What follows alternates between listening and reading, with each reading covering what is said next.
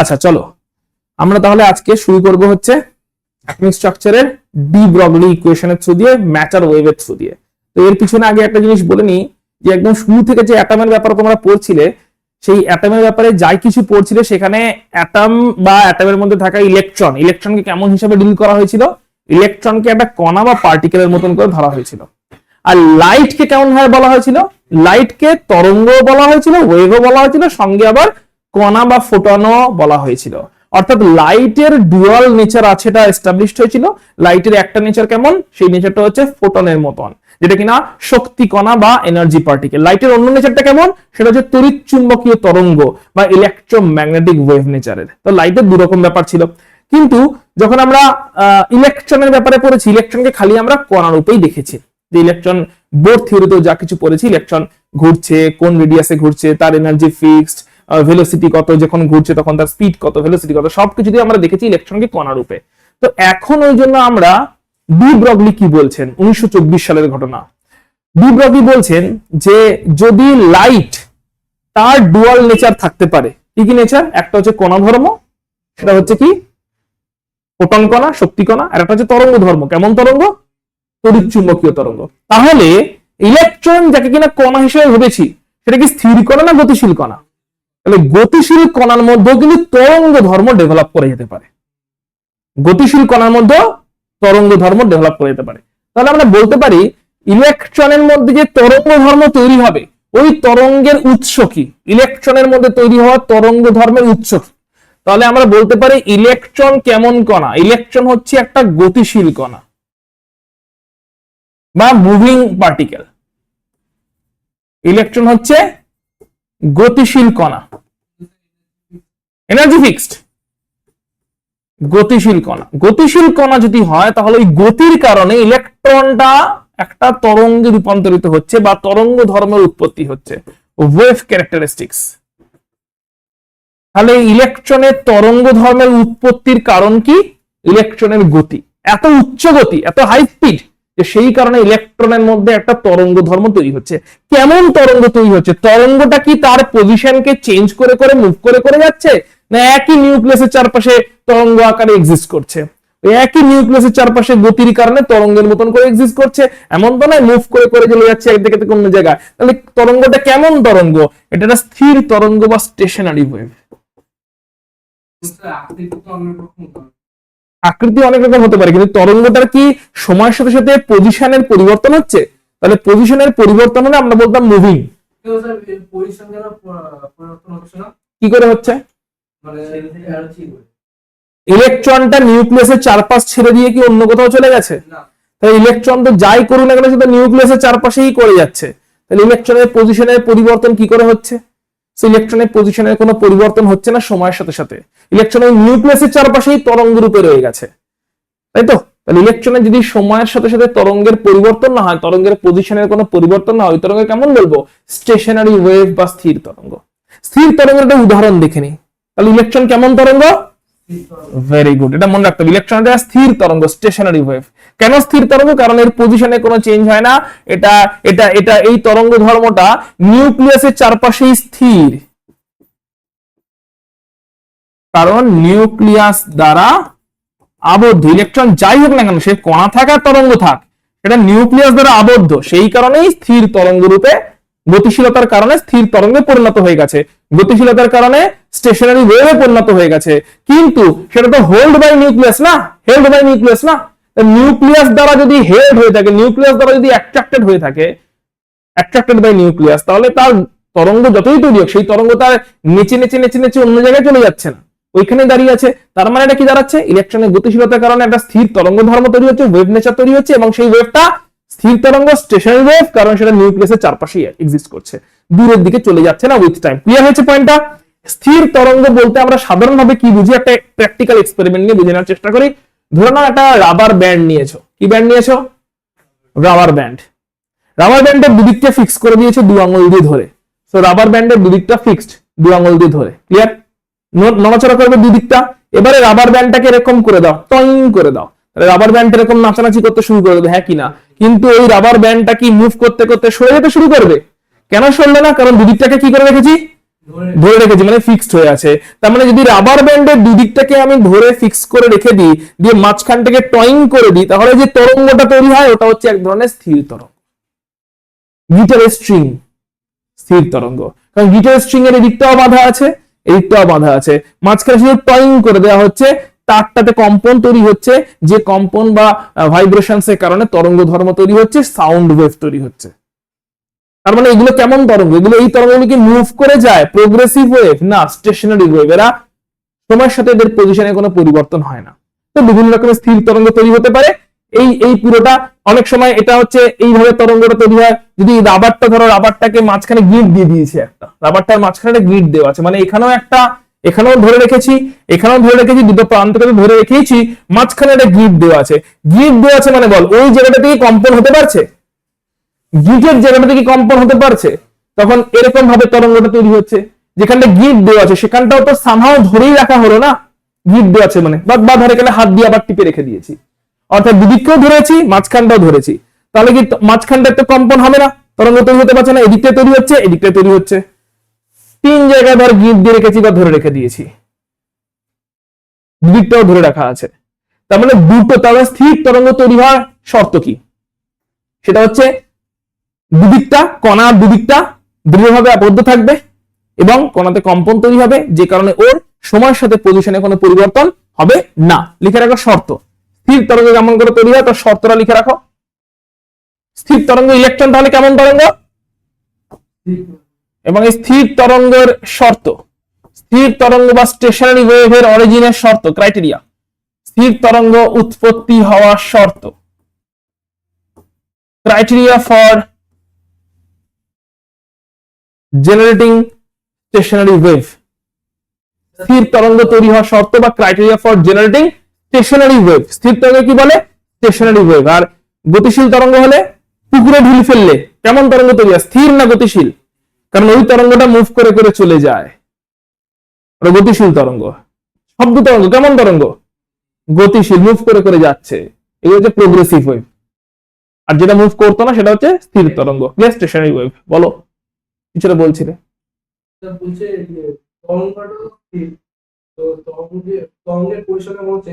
না, হ্যাঁ, কিন্তু ইলেকট্রনের পজিশনটা এত তাড়াতাড়ি চেঞ্জ হচ্ছে বলেই তো তরঙ্গ ধর্ম নিয়ে নিয়েছে। ইলেকট্রনের পজিশন এত তাড়াতাড়ি চেঞ্জ হচ্ছে, তাই তো তরঙ্গ ধর্ম নিয়ে নিচ্ছে। হাই গতিশীলতা, তার জন্য তো তরঙ্গ ধর্মের উৎপত্তি হচ্ছে। ঠিক আছে, স্থির তরঙ্গ উৎপত্তির শর্ত কি? নাম্বার 1 শর্ত হচ্ছে তরঙ্গটা আবদ্ধ থাকবে, সময়ের সাথে কোনো মানে তরঙ্গের শুরু এবং শেষ, তরঙ্গের উভয় প্রান্ত, both terminals of the wave should be bound, তরঙ্গের উভয় প্রান্ত আবদ্ধ থাকবে, দুদিকটা তরঙ্গের আবদ্ধ থাকবে। Both terminals of the waves, both terminals of the wave should be bound, দুদিকটা আবদ্ধ আছে। নাম্বার 1। আবদ্ধ থাকলে কি হবে? আবদ্ধ থাকলে কি হবে? যখন তরঙ্গ তৈরি হবে, কণার কম্পনের জন্য যখন তরঙ্গটা তৈরি হবে, ওই তরঙ্গের টাইমের সঙ্গে পজিশনে চেঞ্জ হবে না, সময়ের সাথে তরঙ্গের অবস্থানের পরিবর্তন হয় না।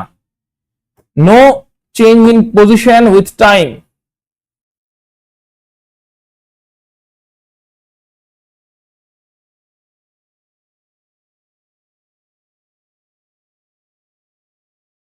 সময়ের সাথে অবস্থানের কোনো পরিবর্তন, তার মানে ওই তরঙ্গের সময়ের সাথে অবস্থান ওর চেঞ্জ হয়ে যাচ্ছে এরকমটা হবে না। No change in position with time, ঠিক আছে, কখনোই চেঞ্জ হয়ে যাবে না, তখন আমরা তাকে বলবো স্থির তরঙ্গ। ইলেকট্রন এই দুটো তরঙ্গ, এই দুটো ক্রাইটেরিয়া ফলো করে। কেন? কারণ ইলেকট্রন, নোট দিয়ে লিখবে, ইলেকট্রন কেন স্থির তরঙ্গ? কারণ ইলেকট্রন কি ক্রাইটেরিয়া ফলো করে? Electron is bound around the nucleus, electron nucleus দ্বারা আবদ্ধ বা held by the nucleus, held by the nucleus, electron is held by the nucleus। আর ইলেকট্রন তার যে ওয়েভটা তৈরি হচ্ছে ওটাও নিউক্লিয়াসের চারপাশেই বর্তমান। Electron wave exist only around the nucleus. তরঙ্গের ইলেকট্রন তরঙ্গের আর কি ইলেকট্রন তরঙ্গের অবস্থানের পরিবর্তন হয় না, বা অবস্থান কেবলমাত্র নিউক্লিয়াসের চারপাশে।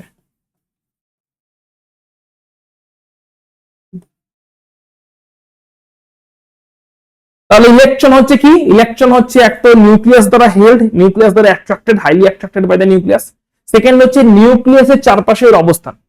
ইলেকট্রনের position is only around the nucleus. ইলেকট্রনের পজিশনটা is only around the nucleus. তাই এই ইলেকট্রনকে আমরা কেমন তরঙ্গ বললাম? স্থির তরঙ্গ। তাহলে ইলেকট্রন কোশ্চেন আসছে কণা না তরঙ্গ? তো ডি ব্রগলি বলছেন এখানে যে এইখান থেকে আমরা বুঝতে পারি ইলেকট্রন তাহলে কণা না তরঙ্গ। ডি ব্রগলি কি বলছেন? ডি ব্রগলি বলছেন ইলেকট্রন, ভালো করে দেখো, এটা যদি অরবিট হতো তাহলে ইলেকট্রন কণারূপে ঘুরতো, কিন্তু কণারূপে ঘুরতে ঘুরতে কি হয়ে গেছে? তরঙ্গ ধর্ম চলে এসছে। অর্থাৎ এই পুরো পাত বরাবর ইলেকট্রনীয় স্থির তরঙ্গ ঘুরতে থাকছে, পুরো পাত বরাবর ইলেকট্রনীয় স্থির তরঙ্গ অবস্থান করছে, এবং এই স্থির তরঙ্গের অবস্থান কোনোদিন নিউক্লিয়াসকে ছেড়ে অন্য জায়গায় কোথাও চলে যাচ্ছে না। ডি ব্রগলি বলেন ইলেকট্রন কণা ধর্ম আছে, কিন্তু সেই কণার গতিশীলতার কারণে ওর মধ্যে একটা স্থির তরঙ্গ ধর্ম তৈরি হয়। অর্থাৎ ইলেকট্রনের দুরকম ধর্মই আছে। এই দুরকম ধর্মকে বলা হচ্ছে ডুয়াল নেচার অফ ইলেকট্রন বা ইলেকট্রনের দ্বৈত সত্তা। হেডিং দাও, ইলেকট্রনের দ্বৈত সত্তা বা ডুয়াল নেচার অফ ইলেকট্রন। ইলেকট্রনের দ্বৈত সত্তা বা ডুয়াল নেচার অফ ইলেকট্রন। তাহলে ইলেকট্রনের দুরকম ধর্মই আছে। এর একটা কণা ধর্মও আছে এবং এর একটা স্থির তরঙ্গ ধর্মও আছে, যে তরঙ্গকে বলা হলো ইলেকট্রন ওয়েভ। একদমই তাই, ইলেকট্রনের একটা কণা ধর্মও আছে। এগুলো নিয়ে আমরা বোর থিওরি অব্দি ডিসকাস করেছিলাম, কিন্তু এখন দেখতে পাচ্ছি ইলেকট্রনের মধ্যে গতিশীলতা আছে এবং সেটা খুব ছোট গতি নয়, উচ্চ গতিতে আছে। তাহলে হাই ভেলোসিটিতে থাকলে অরবিট বরাবর যখন ইলেকট্রন হাই ভেলোসিটি নিয়ে ঘুরছে, পুরো একটা যেন তরঙ্গের মতন সাপ ঘুরছে মনে হচ্ছে, অ্যাজ ইফ এটা পুরো সাপের মতন কিছু। এটা অনেক সময় দেখবি এটার এক্সিস্টেন্স পাওয়া যায়। ধর ফর এক্সাম্পল, যদি এরকম কোন শো দেখে থাকিস তাহলে বুঝতে পারবি, কোথাও যদি দেখে থাকিস, ধর একটা লাইটের বল আছে, একটা বল যেখানে লাইট জ্বলে, সেটা বন্ধন করে ঘুরছে। তাহলে কি ওই ইন্ডিভিজুয়াল বলটাকে দেখতে পাওয়া যায় না, পুরো একটা গোলাকার লাইটের একটা এরকম চক্র দেখতে পাওয়া যাবে, পুরো বলয়টা দেখতে পাওয়া যাবে। এটা লাইটের যেন বলয় পুরো জায়গায় ঘুরছে বলে মনে হবে যদি খুব স্পিডে বলটা ঘুরে। তখন তার লাইটের বলটাকে অনুভব করা যাবে না। তখন কি বুঝবো? যে পুরোটা যেন লাইটের বলয় তৈরি হয়ে গেছে। একদম সেম জিনিস, ইলেকট্রনের পুরোটা বলয় তৈরি হয়ে গেছে নিউক্লিয়াসের চারপাশে। যে বলয়টা ইলেকট্রনকে নিউক্লিয়াসকে ছেড়ে অন্য জায়গায় চলে যায়, নিউক্লিয়াসের চারপাশেই থাকে খালি, তাই বলছি স্থির তরঙ্গ তৈরি হয়েছে। কিন্তু এটা বলয় তো তৈরি হয়ে গেছে, কারণ গতিশীলতা আছে, রাইট? তাহলে এখন তরঙ্গ যদি থাকে, ওই তরঙ্গের একটা তরঙ্গ দৈর্ঘ্য থাকবে, ওয়েভলেন্থ থাকবে। সো ডি ব্রগলি বলছেন ওই তরঙ্গের তরঙ্গ দৈর্ঘ্যের formula lambda is equal to h by m v. ওই ইলেকট্রনীয় তরঙ্গ, এটা হচ্ছে ইলেকট্রনীয় তরঙ্গ। এই ল্যামডা কি? এটা হচ্ছে ইলেকট্রন তরঙ্গ, ইলেকট্রন ওয়েভ। এই ইলেকট্রন তরঙ্গের তরঙ্গ দৈর্ঘ্য ল্যামডা কত? H by m v. M হচ্ছে কি? ভর ইলেকট্রনের, ভি হচ্ছে কি? ভেলোসিটি বা গতিবেগ ইলেকট্রনের। তাহলে এমভি কে কি বলবো? কে বলবে? এমভি কে কি বলবো? ভরবেগ, মোমেন্টাম।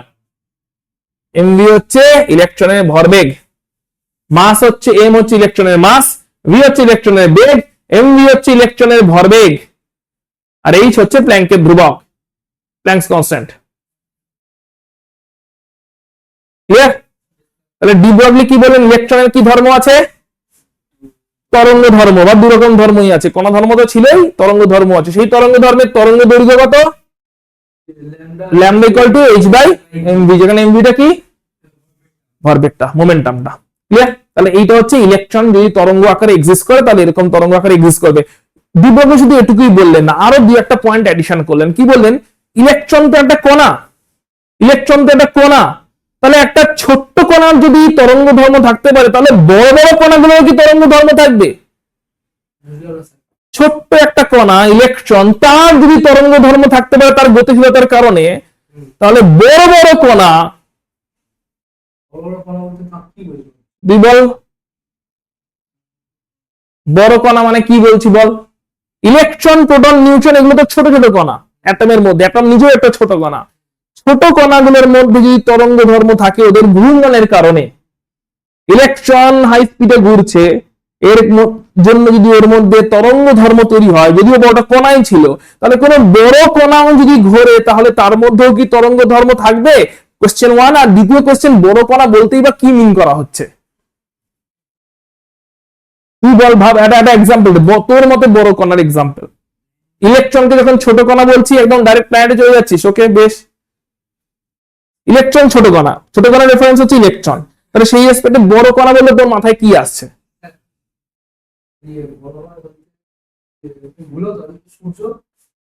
প্ল্যানেট থেকে বেরিয়ে চলে গেছিস, বড় হয়ে গেছিস। বল বল, তোর কি মনে হচ্ছে সেটাই বল। যে ইলেকট্রন যদি ছোট কণা হয় তার রেসপেক্টে বড় কণা বলতে আমরা কি বুঝতে পারি? পুরো অ্যাটমটা ইলেকট্রনের থেকে অতটাও বড় না, ওটাও ছোট কণাদের দলেই পড়ছে, তাই ওটা হচ্ছে না। আর কিছু? ইলেকট্রন যদি ছোট কণা হয় অ্যাপারেন্টলি মনে হবে পুরো অ্যাটমটা একটা বড় কণা হতে পারে। হ্যাঁ, নো ডাউট হতে পারে, তো ঠিক আছে, অ্যাটমটাও ধরলাম, ওকে। আর কিছু বড় কণার উদাহরণ? ইলেকট্রন ছোট কণা হলে অ্যাটমটা, পুরো অ্যাটমটা একটা বড় কণা হতে পারে। পুরো গ্রহটা তুমি চলে গেছো একদম গ্রহের প্ল্যানেটে, সেটাও বড় কণা। তুমি তো আরো বড় চলে গেছে সূর্যে, সেটাও একটা বড় কণা। আচ্ছা, আর কিছু? তরঙ্গটা বেদ দাও, তুমি বড় কণা বলতে কি বোঝো সেটা বলো। বড় কণা বলতে তোমার মাথায় কি কি উদাহরণ আসতে পারে সেটা বলো। বড় কণার উদাহরণ, যেমন উদাহরণ দাও একটা, বল। যে কোনো বল বলেছে একটা বড় কণা হতে পারে। যদি ইলেকট্রন ছোট কণা হয় তাহলে যে কোনো বল হবে একটা বড় কণা উদাহরণ, ওকে। আর কিছু? বল বল, হ্যাঁ বল, ক্যাম্বিস বল, টেনিস বল, ফুটবল বড় কণার মধ্যে দলে পড়তে পারে। আর কিছু বড় কণার দলে? হ্যাঁ হ্যাঁ, কেন ফুটবল তো কণা, তো একটা যদি একটা একটা বই গেলে একটা ইনট্যাক্ট কণা হিসেবে ধরতে পারি, কিনা বড় সাইজের একটা কণা। তো বল অনেক কিছুটা তো দুটো উদাহরণ চাইছি, অনেক কিছু করেছিস তখন থেকে। কোথায় বললি? তুই তো খালি সূর্য একটা চাঁদ বলছিস। ফুটবল তো ও বললো, আর বল। আরে সবই তো বড় কণাই, চেয়ার টেবিল যা যা দেখছিস সবই তো বড় বড় সাইজের কণা। ট্রেন, গাড়ি, বাড়ি, এটা কি? হ্যাঁ, কি এটা? কি এটা একটা ইনট্যাক্ট জিনিস নয়? ইনট্যাক্ট জিনিসকে তো আমরা কণা বলি। আর অ্যাটমকে যদি কণা ভাবিস তাহলে অ্যাটম কি নিজে একটা গোটা কণা, না তার মধ্যে আবার টুকরো আছে? তাহলে এটাকে কণা বললে এর মধ্যে টুকরো আছে, অবশ্যই আছে। তার মানে কি, যে কোনো জিনিস যা চারপাশে দেখতে পাচ্ছি সবই বড় কণার দলে পড়তে পারে। সেটা গ্রহ, উপগ্রহ, নক্ষত্র দিয়ে হতে পারে। আমাদের চারপাশে দেখতে পাচ্ছি সেগুলো সব বড় বড় কণার দলে পড়ে, রাইট? আবার ইলেকট্রন ছোট কণার দলে পড়ে। ডি ব্রগলি এটা ক্লিয়ার করলেন, খালি ছোট কণাদেরই তরঙ্গ ধর্ম আছে তা নয়, বড় বড় কণাদেরও তরঙ্গ ধর্ম উপস্থিত, যদি তারা গতিশীলতায় থাকে। স্থির নয়, তাহলে পৃথিবীর গতিশীলতায় আছে, হ্যাঁ কিনা? তাহলে পৃথিবীরও একটা তরঙ্গ রূপ আছে। আরে পৃথিবী তো কণাই দেখতে পাই, তরঙ্গ তো পৃথিবীকে কখনো কেউ তরঙ্গ রূপে দেখেছে? দেখেনি। আচ্ছা বেশ, তুই আমি স্থির অবস্থায় আছি না গতিশীল অবস্থায় আছি?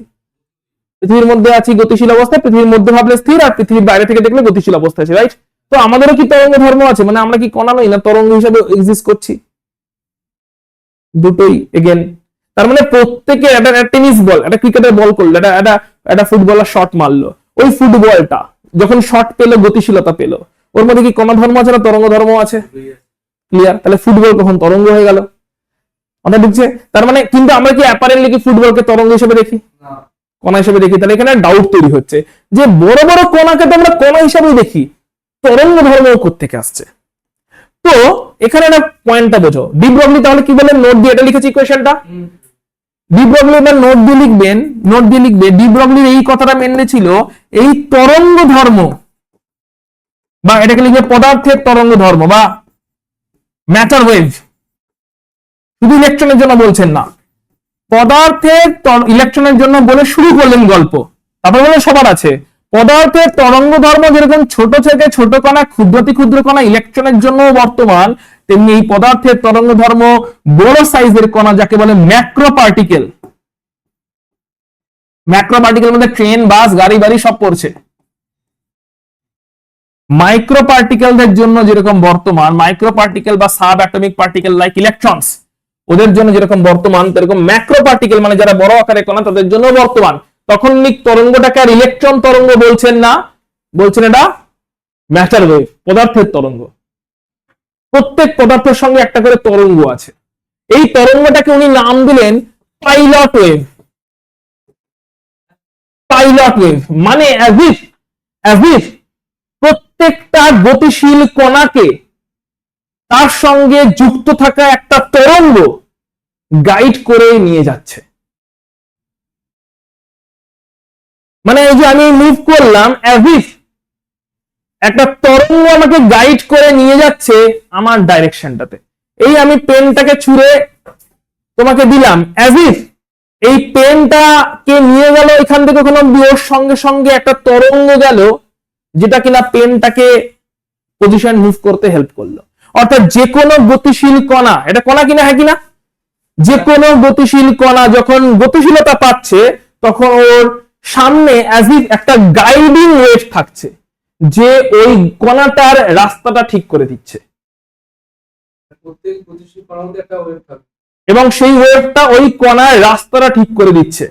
ওই কণাটা কেমন ভাবে যাবে সেই রাস্তাটা ঠিক করে দিচ্ছে ওই কণার সঙ্গে যুক্ত থাকা ম্যাটার ওয়েভ বা পাইলট ওয়েভ। ওই জন্যই পাইলট বলছে। পাইলট কি করে? ডাইরেকশন দেয় না? ইঞ্জিনের পাইলট কি করে? ডাইরেকশন দেয়। তো এরকম পাইলট ওয়েভ বলা হলো ম্যাটার ওয়েভ বা পাইলট ওয়েভ। ইলেকট্রন নয়, সমস্ত বড় বড় পার্টিকেলেরও পাইলট ওয়েভ আছে, যে পাইলট ওয়েভটা ঠিক করে দেয় যে কণাটার গতিশীলতা কেমন হবে, কোন দিকে যাবে, কি হয়ে যাবে। পাইলট ওয়েভটা এটা ঠিক করে দেয়। পদার্থের যে তরঙ্গ ধর্ম আছে, পদার্থের তরঙ্গের মধ্যে এটা ইলেকট্রন মাইক্রো পার্টিকেলদের যেরকম আছে, এরকম বড় বড় কণা, গ্রহ উপগ্রহ সকলেরই একটা করে তরঙ্গ ধর্ম আছে। যে পদার্থের তরঙ্গ ধর্ম আছে মাইক্রো পার্টিকেল এবং ম্যাক্রো পার্টিকেলদের জন্য, এবং ওই তরঙ্গ ধর্মটা ঠিক করে দেয় কণাটার গতিশীলতার ডাইরেকশনকে। তাহলে কোশ্চেন আসে যে আমরা নিজেদেরকে বা চারপাশে থাকা সমস্ত বড় কণাগুলোর কখনো তরঙ্গ ধর্ম দেখতে কেন পাই না? আমরা তো খালি কণা ধর্মটাই দেখি, আমাদের চারপাশে যা কিছু আছে কণা ধর্মই দেখছি, কণা তরঙ্গ ফর্মে দেখছি। বলো অ্যাকচুয়াল দেখতে কেন পাই না? যদি পৃথিবীর রেসপেক্টে ভাবো তাহলে তো পৃথিবীতে যথেষ্ট স্পিডে ঘুরছে, তারপরেও দেখতে পাই না কেন? পৃথিবীর বাইরে থেকে গেলে কি তরঙ্গ দেখতে পাবো নিজেদেরকে? চাঁদকে কি তাহলে, চাঁদ তো পৃথিবীর বাইরে আছে, তাহলে চাঁদকে কি আমরা তরঙ্গ রূপে দেখি?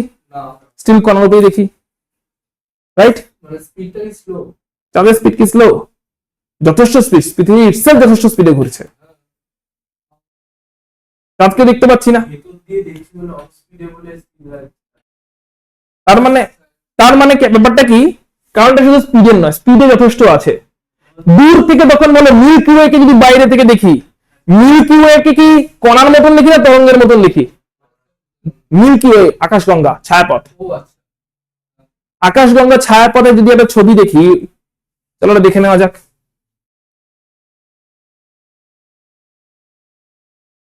বলো। স্টেশন দিয়ে যখন কোনো ট্রেন হাই স্পিডে যায় তখন চলে যায়, কিন্তু তখন আমরা একটু তরঙ্গ ধর্মের একটা আভাস পাই, কিন্তু যখন দূর দিয়ে দেখি তখন বুঝতে পারি যে ওটা পার্টিকেল। কিন্তু একদম খুব সামনে দিয়ে যখন গেল তখন মনে হয় যেন মানে সেটা হাই স্পিডে। অনেক সময় দেখবি ওটা ওইখানে মনে হয়, আরো একটা সিচুয়েশনে মনে হয়। সেটা কখন বলছি, তুই ধর গাড়ি নিয়ে খুব স্পিডে একদিকে যাচ্ছিস, আর উল্টো দিক থেকে একটা গাড়ি আসছে, ঠিক যখন পাশ দিয়ে বেরিয়ে যায় বোঝাই যায় না যে কি আছে ওখানে। তার মানে কি ওই মোমেন্টের জন্য এতটা গতিশীলতা ছিল যেন ওটা খানিকটা একটা তরঙ্গ ধর্ম নিয়ে নিয়েছিল। ভালো করে গাড়ির গায়ের লেখাগুলো বোঝা যায়নি, এবং ছবিগুলোতেও বোঝা যায়। ছবিগুলোতে কেমন করে দেয় দেখে নি আমার ছবিগুলোতে।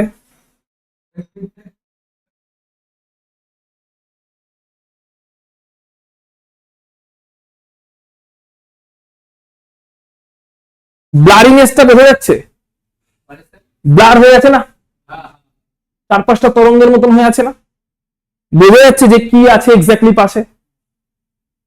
মানে একটা কালার বোঝা যাচ্ছে, কিন্তু এটা কি বলার মতন হয়ে আছে না পার্টিকেল নির্দিষ্ট বোঝা যাচ্ছে? নির্দিষ্ট পার্টিকেল গুলোকে কি বোঝা যাচ্ছে? তো নির্দিষ্ট পার্টিকেল গুলোকে বোঝা যাচ্ছে না, কারণ হাই স্পিডে আছে, অনেকটা স্পিডে আছে, আমাদের চোখ ধরতে পারছে না। কিন্তু ক্যামেরা হয়তো ধরে ফেলবে, ভালো ক্যামেরায় করলে পুরো ক্যামেরাটা ধরে ফেলবে হয়তো। তার মানে অতটাও স্পিডে নেই যে ক্যামেরা ধরতে পারছে না। আচ্ছা, আকাশগঙ্গাকে একবার দেখে নিই আমরা।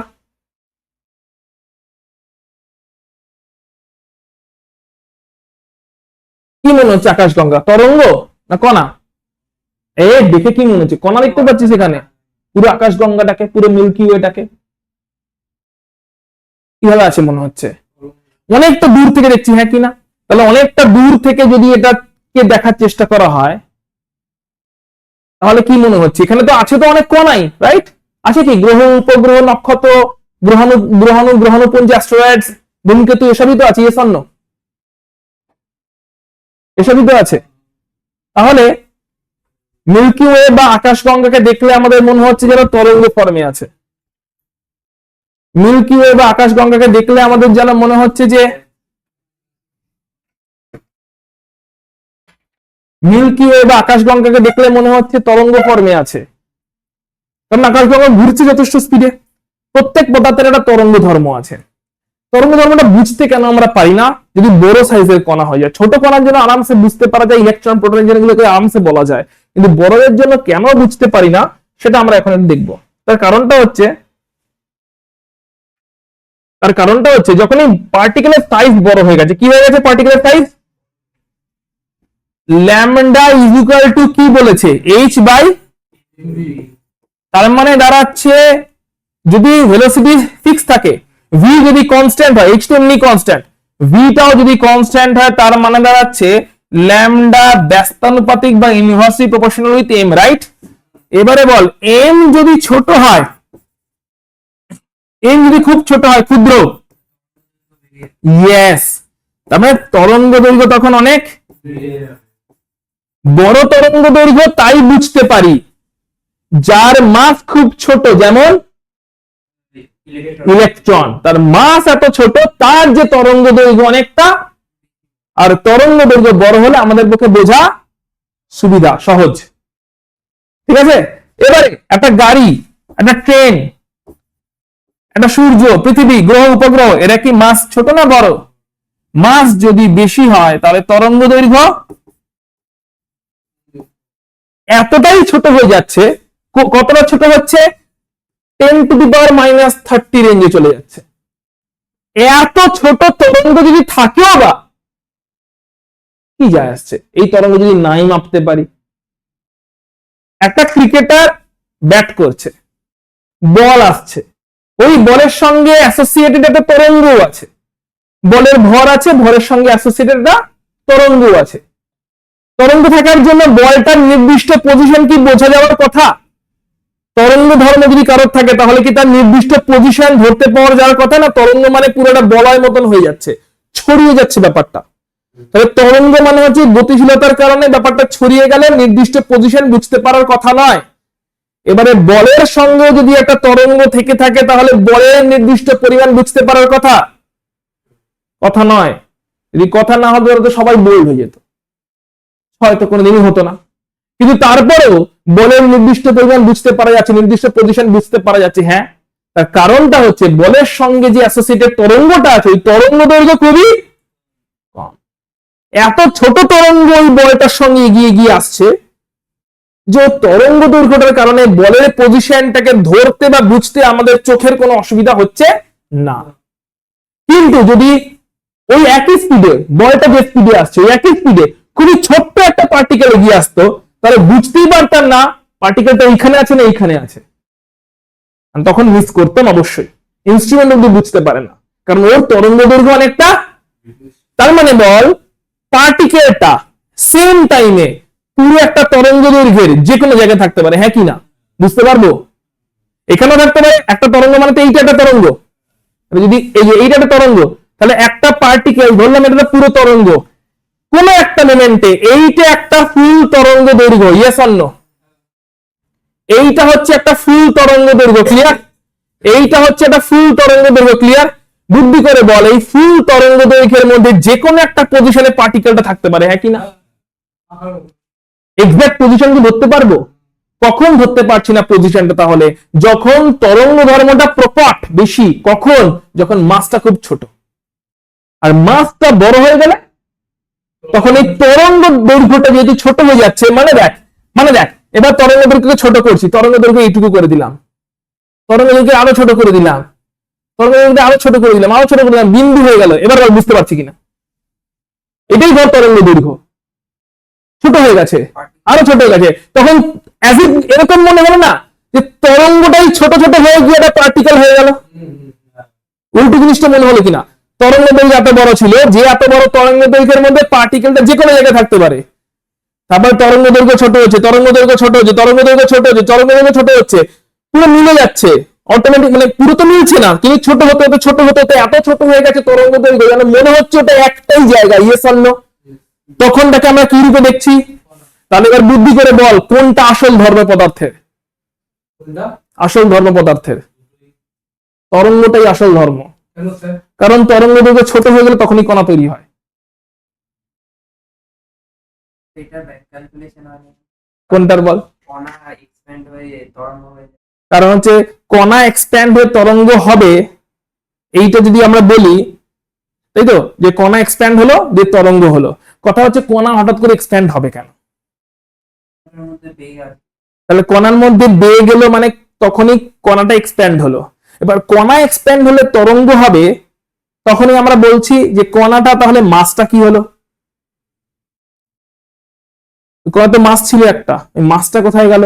এক্সপ্যান্ড যখন হলো, বেগ গেল, ভর বেগ গেল, তরঙ্গ যখন হয়ে গেল তখন মাসটা তাহলে কোথায় গেল?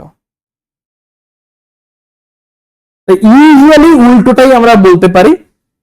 এই উল্টোটা যে কণা এক্সপ্যান্ড হলো, এই কনসেপ্টটা একবারই বলা হয়েছিল, ঠিক একবারই বলা হয়েছিল। বল দেখি কখন বলা হয়েছিল কণা এক্সপ্যান্ড হলো? একবারই, এখনো পর্যন্ত আমাদের যত থিওরি আছে একবারই এই থিওরিটাকে অ্যাপ্লাই করা হয়েছিল, এটা যে বিগ ব্যাং এর সময় হ্যাঁ, ওটা যে তো কণা এক্সপ্যান্ড হয়ে গেছিল। বাকি যা কিছু হচ্ছে সবটাকেই বলা হয় উল্টো জিনিসটা, যে তরঙ্গ ছোট হতে হতে হতে কিসে পরিণত হয়? কণায় পরিণত হচ্ছে। তাহলে তরঙ্গ যখন ছোট হচ্ছে মাস কোথা দিয়ে এলো? তরঙ্গ যখন ছোট হচ্ছে তখন মাস ডেভেলপ করছে according to E equal to mc square. ও আচ্ছা আচ্ছা, বুঝতে পেরেছি। তরঙ্গের কি ধর্ম আছে কুইকলি বল? তরঙ্গের কি ধর্ম আছে? একটা শক্তি ধর্ম আছে, হ্যাঁ কি না? হ্যাঁ হ্যাঁ, ইটা যদি শক্তি হয় তাহলে ই ইকুয়াল টু এমসি স্কয়ার, ওই শক্তির পরিমাণ মাস তৈরি হচ্ছে, তার মানে মাস কিভাবে তৈরি হচ্ছে?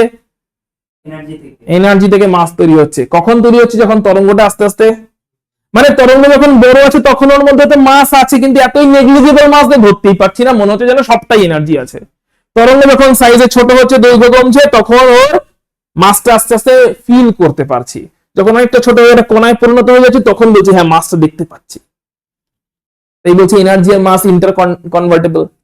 তরঙ্গ ফর্মে যখন আছে তখনও এনার্জি, মাস ফর্মে চলে এলে কণা। তাহলে মাসটা কেমন করে তৈরি হচ্ছে? তরঙ্গ ছোট হচ্ছে, তরঙ্গ ছোট হচ্ছে, ছোট হতে তো মনে হবে এইখানে জিনিসটা আছে, এইখানে শুরু এখানেই শেষ। কতটা ছোট তরঙ্গ? এতটা ছোট তরঙ্গ। তাহলে এত ছোট তরঙ্গ আছে কি না আছে জেনে কোনো লাভ আছে? এত ছোট তরঙ্গের মানেটা কি? তরঙ্গ মানে নিশ্চয়ই বুঝতে পারছো ব্যাপারটা ছড়িয়ে যাওয়া, অনেকটা গতিশীলতার কারণে ব্যাপারটা ছড়িয়ে যাওয়া, হ্যাঁ কি না? ইচ্ছে এবার তুমি বলো ব্যাপারটা ছড়িয়ে গেছে, ধরে নিচ্ছি একটা বড় পার্টিকেল, তার ব্যাপারটা ছড়িয়ে গেছে ধরে নিচ্ছি, তাতে প্র্যাকটিক্যালি আমাদের কোনো অসুবিধা হচ্ছে না সেটা বোঝানোর চেষ্টা করছি। ধরো তুমি একটা উবের বুক করেছো, বড় পার্টিকেল, গতিতে আছে, ঠিক গতিতে আছে। উবেরটা যখন রাস্তা দিয়ে যাচ্ছে, দিয়ে তোমার বাড়ির সামনে এসে দাঁড়ালো, বা রাস্তা দিয়ে তুমি দেখছো আসছে উবেরটা, মোটামুটি রিজনেবল স্পিডে আসছে, খুব হাই স্পিডে না, রিজনেবল স্পিডে আসছে। ওই উবের মুভিং উবের, ওই মুভিং উবের গাড়ির নিশ্চয়ই একটা তরঙ্গ ধর্ম আছে, কিন্তু সেই তরঙ্গ ধর্ম এতই ছোট যে উবেরের পজিশনের বা উবেরটা কি খুব ছড়িয়ে যাচ্ছে বলে দেখছি আমার, নাকি উবেরটাকে ইনট্যাক্ট গোটা একটা গাড়ি হিসাবেই দেখছি, নাকি দেখতে পাচ্ছি উবের গাড়িটা এরকম পাতলা পাতলা হয়ে যাচ্ছে, আবার এরকম জড়ো হচ্ছে, পাতলা পাতলা হয়ে যাচ্ছে, জড়ো হচ্ছে, এরকম ছড়িয়ে যাচ্ছে মতন কি কোনো ফিল আসছে? প্র্যাকটিক্যালি এটা হচ্ছে কি হচ্ছে না? উবের যদি গতিশীলতায় থাকে হচ্ছে, তরঙ্গ ধর্ম আছে গতিশীলতা থাকলে, কিন্তু সেই তরঙ্গ দৈর্ঘ্য এতই কম যে না তো আমাদের চোখ না কোনো ইনস্ট্রুমেন্ট ওটাকে ডিটেক্ট করতে পারে। মাথায় ঢুকেছে? তাহলে কি শুধু ইলেকট্রনের তরঙ্গ ধর্ম আছে না ডিব্রগলি সবারই তরঙ্গ ধর্ম আছে? তরঙ্গের তাহলে উৎপত্তির কারণটা কি? মাস তো ছিলই, তরঙ্গ কখন হলো? যখন ভেলোসিটি পেল, ঠিক আছে? মাস তো ছিলই, তরঙ্গ কখন এলো? যখন, এই ছবিটা ড্র করো, তরঙ্গ দৈর্ঘ্য ল্যামডাটাকে ডিনোট করো, দিয়ে এখানে মাস দাও, এখানে ভেলোসিটি দাও, তখনই তরঙ্গের উৎপত্তি হচ্ছে। এই তরঙ্গকে বলা হলো শুধু ইলেকট্রন ওয়েভ নয়, এটাকে বলা হলো পদার্থের ম্যাটার ওয়েভ বা pilot wave. This is the matter wave. যে কোনো পদার্থের সঙ্গে অ্যাসোসিয়েটেড এই ম্যাটার ওয়েভ, যে কোনো পদার্থের সঙ্গে অ্যাসোসিয়েটেড এই ম্যাটার ওয়েভ বা পাইলট ওয়েভ আছে, যে পাইলট ওয়েভ মলিকুল মানে পদার্থটাকে গাইড করে নিয়ে যায়।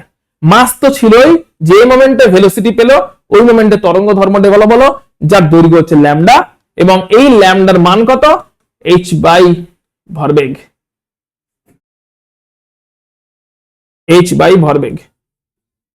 এটাই হচ্ছে ডি ব্রগলির মতে যে কোনো ম্যাটারের জন্য তরঙ্গ দৈর্ঘ্য, যে কোনো ম্যাটারের জন্য এটাই হচ্ছে তরঙ্গ দৈর্ঘ্য। ক্লিয়ার হয়েছে? আচ্ছা, এখান থেকে একটা প্রুফ দেখবো আমরা। প্রুফটা কি বলছে? কোশ্চেন লেখো, proof that lambda is equal to h by root over of 2 into kinetic energy into mass. এটা প্রুফ করতে হবে, নিজেরা করার চেষ্টা করো, আমি তোমাকে হেল্প করছি। Proof that lambda is equal to h by root over of 2 into kinetic energy into mass. এটা প্রুফ করতে হবে। Proof that lambda is equal to, এটা আসে অনেকবারই question, proof that lambda is equal to h by, question নিয়ে এটা একটা question ফর্মে নিয়ে নিও, h by root over of 2 into kinetic energy into mass. Okay, চলো প্রুফ করা শুরু করি। কেউ বোর্ড দেখবে না, বোর্ড দেখবে না। কাইনেটিক এনার্জি ফর্মুলা বলো, কে ই কাইনেটিক এনার্জি ইকুয়াল টু গতিশক্তি হাফ এম ভি স্কয়ার, তাই তো? কাইনেটিক এনার্জি মানে কি? গতিশক্তি। গতিশক্তির ফর্মুলা কি জানা আছে কি না জানা নেই শুভম? চিনতে পড়েছি সেটা? দেখো, গতিশক্তি কাইনেটিক এনার্জি কে ই, গতিশক্তির ইংলিশ কি? Kinetic energy. K equal to half m into v square, half m into v square. Kinetic energy is equal to half into m into v square. এমটা কি? হ্যাঁ, V square. এমটা কি? ভর বা মাস, আর ভিটা কি? ভেলোসিটি বা বেগ। এটা কাইনেটিক এনার্জি, রাইট? হ্যাঁ, এম মাস। এখান থেকে ভি বের করো। ইয়েস, ভি বের করো এখান থেকে। ভি কত বেরোচ্ছে বেরো, ভি স্কয়ার বের করো প্রথমে, ভি স্কয়ার বের করে ভি বের করো।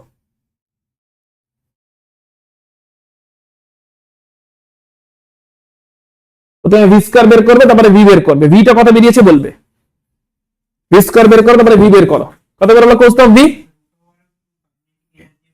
একদম ঠিক, তোমার এসছে তাই। শুভম, ভি কত এসছে?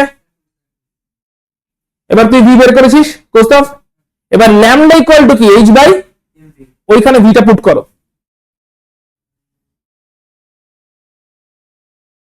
ওইখানে ভি এর ভ্যালু পুট করো, কাটাকাটি করো, দিয়ে দেখো যেটা প্রুফ করতে দেওয়া হয়েছিল সেটা এসছে কিনা।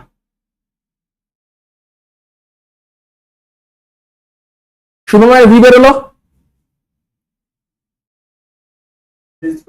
ভি স্কয়ার কত? তাহলে ভি কত করো?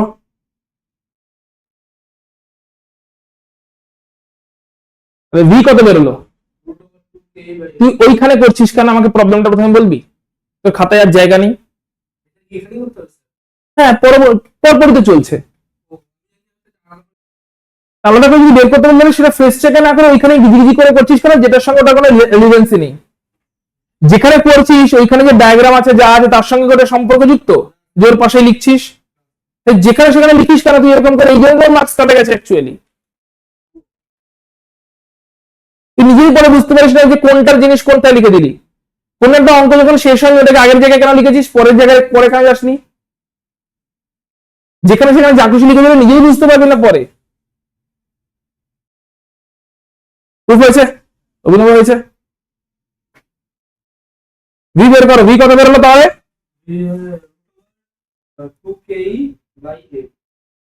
বেশ, ওকে। এবার দেখে নিচ্ছি ইলেকট্রন ওয়েভ হিসেবে। ইলেকট্রন কেমন ওয়েভ আবার দেখলাম? স্টেশনারি ওয়েভ বা স্থির তরঙ্গ। স্থির তরঙ্গ তৈরি হওয়ার শর্তটা দেখবো এবং এখান থেকে বুঝবো। ধরো ফর এক্সাম্পল, ইলেকট্রনকে ডি ব্রগলি কি বলেছেন? ওয়েভ না পার্টিকেল? ইলেকট্রনকে বোর কি বলেছে? পার্টিকেল। যদি ডি ব্রগলি ইকুয়েশন থেকে বোরের ইকুয়েশন বের করে দিতে পারি তাহলে কি ইলেকট্রনের দুটো ফর্মই আছে, প্রুফ করে দিতে পারবো। ডি ব্রগলি ইলেকট্রনকে কি বলেছেন আর বোর কি বলেছেন। তাহলে যদি একটা ইকুয়েশন দিয়ে শুরু করে অন্য ইকুয়েশন প্রুফ করে দিতে পারি তাহলে কি বলতে পারবো? দুটো ধর্মই আছে ইলেকট্রনের মধ্যে, দুটো ধর্মই বর্তমান আছে। তো চলো সেটা দেখতে যাই। তাহলে বলো ইলেকট্রন কেমন তরঙ্গ বলো। তাহলে ইলেকট্রন হচ্ছে স্টেশনারি ওয়েভ বা স্থির তরঙ্গ। এইটা ডায়াগ্রাম নয়, এইটা সঠিক ডায়াগ্রাম। মানে কেমন হবে তাহলে বল? ওয়েভ তো যখন তৈরি হবে একটা আপ ডাউন থাকবে। এই সার্কেলটা তো পার্টিকেল হিসেবে বিহেভ করলে এই অরবিট বরাবর ঘুরতো। ইলেকট্রন যদি পার্টিকেল হিসেবে বিহেভ করতো তাহলে এটা তো অরবিটটা, যে অরবিট বরাবর ইলেকট্রনটা ঘুরতে আসা পার্টিকেল, কিন্তু এটা পার্টিকেল হচ্ছে না, তরঙ্গ হয়ে যাচ্ছে। তো আপ ডাউন তরঙ্গ মানে কি, কম্পন তৈরি হচ্ছে, আপ ডাউন তৈরি হচ্ছে, তো আপ ডাউন তৈরি হচ্ছে বলে ওয়েভ ফর্মটা নিয়ে নিচ্ছে। আসছি, বলে দিচ্ছি। ইলেকট্রন হচ্ছে স্থির তরঙ্গ। কোন একটা তরঙ্গ স্থির তরঙ্গ হবে কখন, তার ক্রাইটেরিয়া কি? স্থির তরঙ্গের একটা ইম্পর্টেন্ট ক্রাইটেরিয়া হচ্ছে ওখানে হতে হবে যেটা, সেটা হচ্ছে কনস্ট্রাকটিভ ইন্টারফারেন্স। বলছি,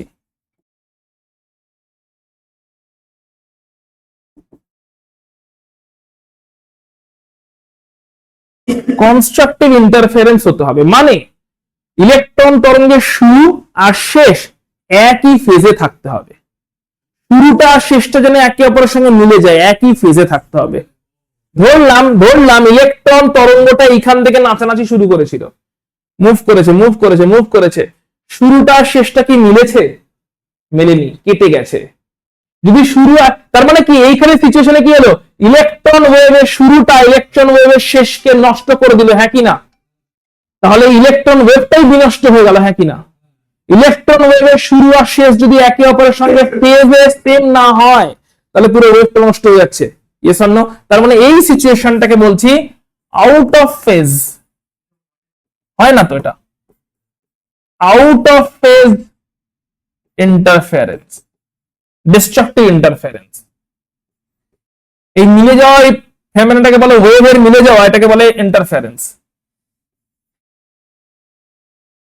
এটাতে হচ্ছে আউট অফ ফেজ ইন্টারফারেন্স, যেখানে ইলেকট্রন ওয়েভের শুরু আর শেষ একে অপরকে ক্যান্সেল করে দিচ্ছে, ইলেকট্রন ওয়েভটাই নষ্ট হয়ে যাচ্ছে। ইলেকট্রন ওয়েভ নষ্ট হয়ে গেলে তার তো কোনো মানেই দাঁড়ায় না কোনো কিছু। তাহলে ইলেকট্রন ওয়েভ কি আউট অফ ফেজ ইন্টারফারেন্স করে? যদি করতো তাহলে ইলেকট্রনের ওয়েভটাই নষ্ট হয়ে যেত। তাহলে ইলেকট্রন ওয়েভ, ধরলাম এইখান থেকে শুরু হয়েছে ইলেকট্রনের নাচানাচি, ঘুরে ঘুরে ইন ফেজ ওভারল্যাপ করেছে, হ্যাঁ কি না? যেখানে শুরু হয়েছিল ওইখানে এসে মিলে গেছে, ইয়েস অর নো? তার মানে ইলেকট্রন ওয়েভ কেমন ভাবে বিহেভ করেছে, বুদ্ধি করে বল। In phase interference. ইলেকট্রন ওয়েভের শুরু আর শেষ একই রকম, ছবিগুলো ড্র করে নেবে। ইন ফেজ ইন্টারফারেন্স হয়েছে, ছবিগুলো ড্র করে লিখো। তাহলে ইলেকট্রন একটা স্থির তরঙ্গ আর তার ক্রাইটেরিয়া হচ্ছে ইন ফেজ ইন্টারফারেন্স বা কনস্ট্রাকটিভ ইন্টারফারেন্স, গঠনমূলক ইন্টারফারেন্স, যেখানে কিনা একটা ওয়েভের একটা দিক, ওয়েভের একটা পার্ট অন্য পার্টকে ক্যান্সেল করে দেয় না, ওয়েভের একটা পার্ট ওয়েভের অন্য পার্টকে ক্যান্সেল করে দেয় না। এরকম ভাবে হয়েছে একটা কনস্ট্রাকটিভ ইন্টারফারেন্স বা ইন ফেজ ইন্টারফারেন্স, যেখানে ইলেকট্রনের শুরুর ফেজ আর শেষের ফেজ মিলে যায়, শুরুর ফেজ আর শেষের ফেজ মিলে যায়, শুরুর ফেজ আর শেষের ফেজ একে অপরকে ক্যান্সেল করে দেয় না, ক্যান্সেল করলে ইলেকট্রন ওয়েভটাই নষ্ট হয়ে যেত। কেমন হলে স্থির তরঙ্গ হবে? ইন ফেজ, ওয়েভটাকে কেমন হতে হবে? ইন ফেজ ইন্টারফারেন্স হতে হবে, তাহলে স্থির তরঙ্গ। ম্যাথমেটিক্যালি স্থির তরঙ্গ তৈরি হওয়ার শর্ত, এটা তো কনসেপচুয়ালি হলো। ম্যাথমেটিক্যালি স্থির তরঙ্গ তৈরি হতে গেলে পরিধি, যে পরিধি বরাবর ওয়েভটা ঘুরছে, পরিধিটাকে n ইনটু তরঙ্গ দৈর্ঘ্য হতে হবে। তরঙ্গ দৈর্ঘ্যের গুণিতক, পরিধিকে হতে হবে তরঙ্গ দৈর্ঘ্যের গুণিতক ম্যাথমেটিক্যালি, এই শর্ত পূরণ করতে হবে। তরঙ্গ দৈর্ঘ্যের গুণিতক হতে হবে পরিধিকে, যে পরিধি বরাবর ইলেকট্রন ঘুরছে, circumference. Circumference should be is equal to n into lambda. n টা হচ্ছে গুণিতক 1 2 3 4, 1 lambda 2 lambda 3 lambda, গুণিতক মাল্টিপল। তাহলে circumference should be equal to n into wavelength। n into wavelength মানে কি? wavelength এর multiple, 1 wavelength 2 wavelength 3 into wavelength 4 into wavelength। So wavelength এর multiple হতে হবে কাকে? কাকে? পরিধিটাকে। ইলেকট্রন যে পরিধি বরাবর ঘুরছে সেই বৃত্তাকার পরিধির সার্কামফারেন্সে তাকে ইকুয়াল হতে হবে ওই ওয়েভলেংথের ইন্টিগ্রাল মাল্টিপলের সঙ্গে, ওই ওয়েভলেংথের গুণিতকের সঙ্গে, সরল গুণিতকের সঙ্গে। ক্লিয়ার? তাহলে কি দাঁড়ালো? 2 পাই আর। এবার পরিধির ভ্যালু কত? আর যদি রেডিয়াস হয় তাহলে পরিধি কত বলো? আর রেডিয়াস হলে পরিধি বা সার্কামফারেন্স 2 পাই আর। তাহলে 2 pi r should be equal to n lambda. লিখে ফেলো 2 pi r equal to n lambda. যেখানে n হচ্ছে গুণিতক 1 2 3 এটসেট্রা। 2 পাই এরটাই তো পরিধি, হ্যাঁ কি না?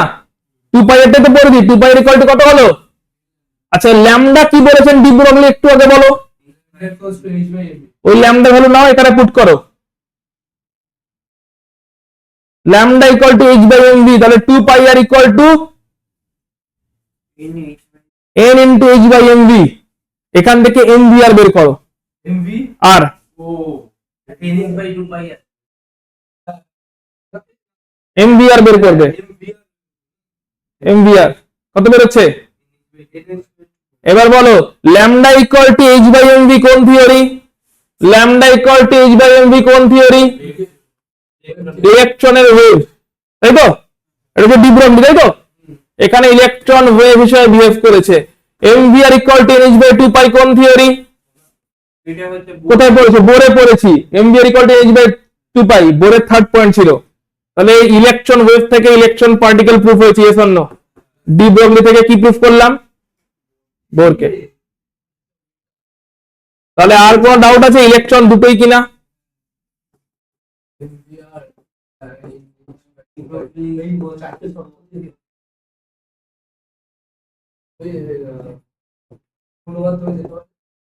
শূন্য মানে এবার আর তড়িৎ চুম্বকীয় তরঙ্গ, ওটা বোরে।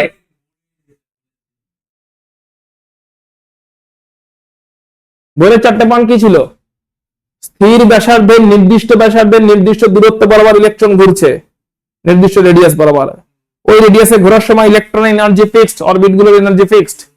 mv equal to h by 2 pi, সেটাই হচ্ছে mv equal to h by 2 pi হওয়ার জন্য আর এর যে ভ্যালু হবে সেটাই হবে হচ্ছে সেই নির্দিষ্ট ব্যাসার্ধ।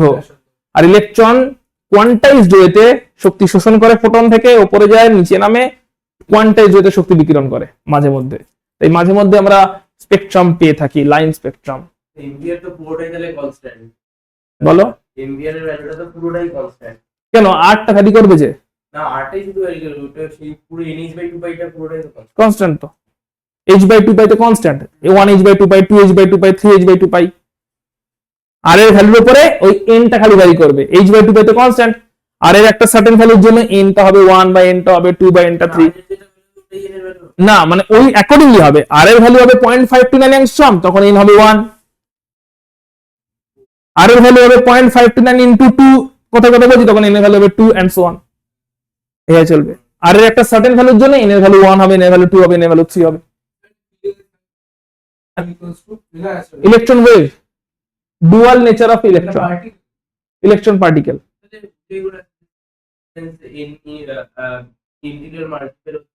এটা ফিজিক্সের একটা থিওরি, ফিজিক্সের ওয়েভে এটা পড়ানো হয়। ওয়েভ চ্যাপ্টারে যদি পড়বি এসএইচএম এ, যে সারকামফারেন্সটা যদি ওয়েভলেংথের সঙ্গে বা ওয়েভলেংথের মাল্টিপলের সঙ্গে ইকুয়াল হয় তাহলে স্থির তরঙ্গ তৈরি হয়, স্টেশনারি ওয়েভ তৈরি হয়। স্টেশনারি ওয়েভ তৈরি হওয়ার এটা ম্যাথমেটিক্যাল ক্রাইটেরিয়া। যদি সারকামফারেন্সটা ল্যামডার মাল্টিপলের সঙ্গে ইকুয়াল না হয় তাহলে তখন সেখানে স্থির তরঙ্গ তৈরি হবে না, তরঙ্গটা কেটে যাবে। বলো এফডি ক্লিয়ার কিনা? মাথায় ঢুকেছে? তাহলে আমরা এখান থেকে এখানে প্রুফ করলাম, মানে কি দেখলাম? ডি ব্রগলি থেকে বেরিয়ে বোরকে পেলাম। তাহলে ইলেকট্রনে কেমন নেচার আছে? দুই রকম নেচারই আছে। সো দেখে নাও কেমন দেখতে লাগবে মোটামুটি। So this is the electron wave, যেটা আমরা যদি ওয়েভ ফর্মে ইলেকট্রনকে দেখি তাহলে এরকমটাই ফিল পাবো একটা। তো বলে দেখে নিয়েছি অলরেডি। দুটো একসাথে দেখতেই তো পাবো না, আমরা পার্টিকেল ফর্মটা দেখতেই পাই না বেসিক্যালি। ওটা জাস্ট আমরা ইমাজিন করি যে পার্টিকেল হলে এরকম হতো, যেটা বোরের থ্রু দিয়ে আমরা বলছিলাম। আমরা দেখতে তো পাই এই ফর্মটাই, মানে দেখতে পাই বা বুঝতে পারি বা ইনস্ট্রুমেন্টের থ্রু দিয়ে ডিটেক্ট করি, যাই করি এই ফর্মটা ডিটেক্ট করি। ইনফ্যাক্ট এটা তো অনেক সিম্পলিফাইড ফর্ম, এই ফর্মের আরো কমপ্লেক্সিটি আসবে। তার কারণ এটা কারণ এখানে দেখো, এখানে সবকটা ওয়েভকে একটা সার্কুলার বোর অরবিটের চারপাশে ঘুরিয়েছি, হ্যাঁ কিনা?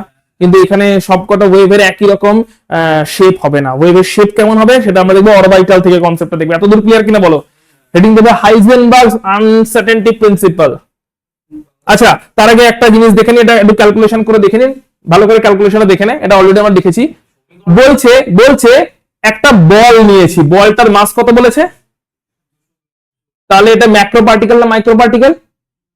ম্যাক্রো পার্টিকেল, বড় জিনিস। 200 গ্রাম মাস, মানে এটা ক্রিকেট বল, প্লাস্টিক বল। 200 গ্রাম মাসের একটা বল, ঠিক আছে?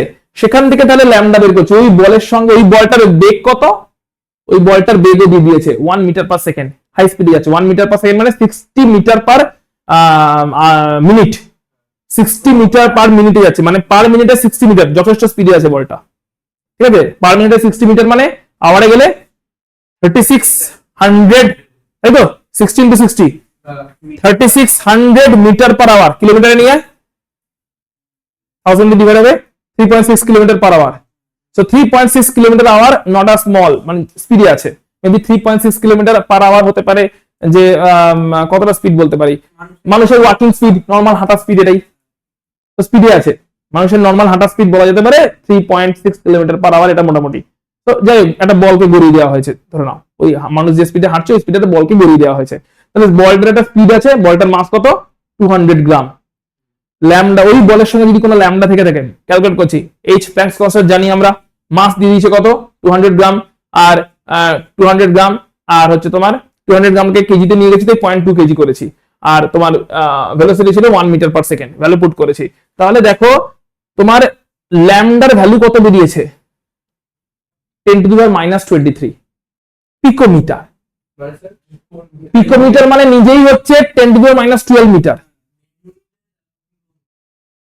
মানে 10 to the power -23 into 10 to the power -12 metre.